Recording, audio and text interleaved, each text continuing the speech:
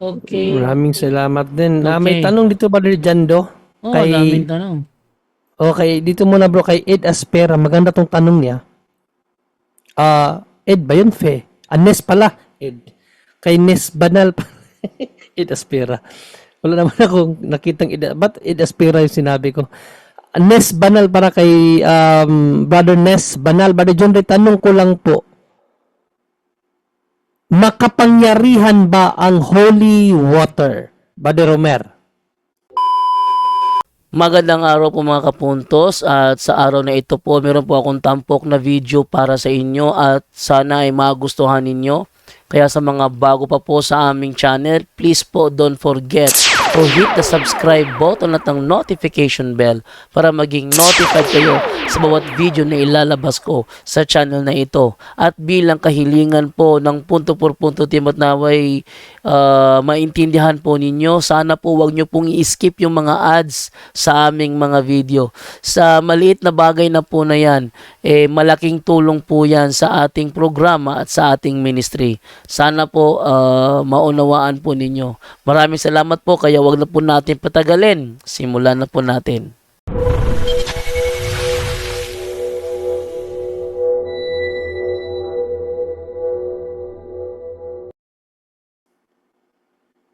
So sabi ni Saint John Brevian ang tubig talaga, ang demonyo hindi talaga takot. Pero dahil sa prayer ng simbahan, sa authority ng simbahan, doon talaga yung epekto. Doon talaga sila takot. Sinabi yan ni Bro Sherwin nung nag-talk siya, sabi niya, normally, hindi naman sila sana matatakot diyan, pero dahil sa prayer ng simbahan, natakot sila. Kasi yung authority na binigay ng Diyos doon sa simbahan. Kaya nga, yung mga sacramentals natin, grabe yung epekto doon sa mga demonyo kasi sa Bisaya pa walay buot ba? Yung sa Tagalog niyan Bro John Rek, Walang yung buot? oh, Walang parang wala kang muwang. parang walang kamuwang-muwang yung mga bagay na yan ba? Pero bakit na-under yung demonyo sa mga bagay na wala namang isip? No, tingnan niyo yung ang konsepto. Bakit sila na-under? Doon sa mga bagay na yan na wala naman sana yang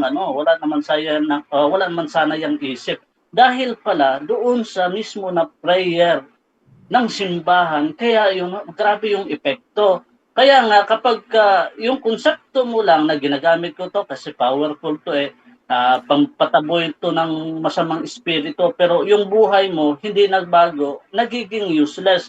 Kasi yung disposition mo pala, kapag meron kang proper disposition, tapos yung grasya at saka faith, kapag kumpleto yung tatlo na yan, may epekto yung sacramentals natin. Pero kapag wala yung tatlo na yan, nagiging useless kahit na-bless yan ng pare. Kasi nagdedepende yan sa disposition ng bawat gumagamit niyan. Kaya wag nating gamitin yan sa pamamaraan na pagan disposition, sa pamamaraan na parang pagano. Kasi yung iba, nagdadala ng exorcism water, bless ng bless doon kasi para na silang albularyo. Hindi yun pwede. Gamitin natin sa pamamaraan ng banal para tayo magiging banal. Nasa kaalaman ni Solomon 6:10. So yun ang sagot natin, bro. At saka may tanong din dito, Brother Romer, si Sister Mariana Isidiente. Tanong ko lang, Brother John Ray, ano po ba ang mahirap i-deliverance? Yung lugar na infested na may padugo or yung naposis na tao po? Ang pinakamahirap kapag walang conversion, yun lang. Kapag hindi nag-cooperate yung isang tao. Kasi kapag nag-cooperate siya, buong puso niya na in-offer yung sa Diyos, yung possession na nangyari niya, oppression, yung niya, kahit na grave oppression, yung niya, na kaso niya, madali lang po yan maliberate. Yung mga haunted na mga lugar, kaya yang i-deliverance kasi wala talagang kalaban-laban yung mga demonyo sa prayer ng simbahan, sa totoo lang. Yung mga hunted, na ano ko na-experience ko na yun doon sa Malaybal, sa Don Carlos, doon sa Bukidnon. Sabi nila, bro, grabe tong hunted na na to, na bahay na to.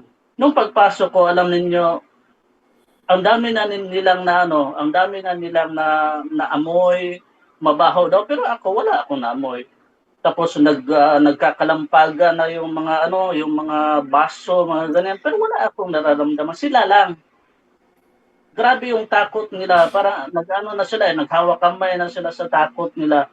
So nung pagsimula ng deliverance, kasi sabi nila, grabe bro, madilim yung lugar, grabe yung grabe yung parang aura. Sabi ko, ay wag ninyong pansinin, magsimula tayong mag-deliverance. Alam niyo, pag deliverance, grabe daw ang liwanag ng bahay, yung parang yung presensya, na wala talaga yung mga presensya ng demonyo. So, wala talagang kalaban-laban yung mga demonyo doon sa mga hunted places. Kapag ka nag-cooperate mismo yung may-ari.